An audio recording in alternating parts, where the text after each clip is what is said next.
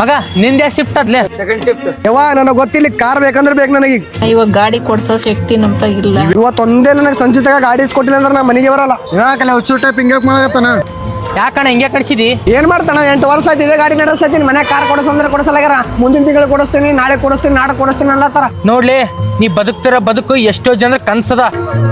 ಈಗ ನಿನ್ ಜೀವನ ಹೆಂಗದಂತ ಗೊತ್ತಾಗಬೇಕಂದ್ರ ಒಂದ್ಸಲ ಗೊಂಡಿ ಕೆಲ್ಸಕ್ಕೆ ಹೋಗ. ಲೇ, ಎಷ್ಟೋ ಜನಕ್ಕೆ ಮನಿ ಇರಲ್ಲ, ಎಷ್ಟೋ ಜನಕ್ಕೂ ಊಟ ಇರಲ್ಲ, ಎಷ್ಟೋ ಜನಕ್ಕೆ ಊಟ ಮಾಡ್ದೇನ ಅಂತೇಳಿ ಕೇಳೋ ಯಾರು ಇರಲ್ಲ. ಅವ್ರ ಮನಿ ಪರಿಸ್ಥಿತಿ ಸಿಲಕ ಊರ್ ಬಿಟ್ಟು ಊರಿಗೆ ಬೆಂಗಳೂರಿಗೆ ದುಡ್ಲಾಕ್ ಬಂದಿರ್ತಾರ. ಲೇ, ಎಷ್ಟೋ ಜನ ತನ್ನ ಹೊಟ್ಟೆ ಪಾಡಿಗೋಸ್ಕರ ಮೈ ಮಾರ್ಕೊಂಡು ದುಡಿಲಾಕತ್ತಾರ.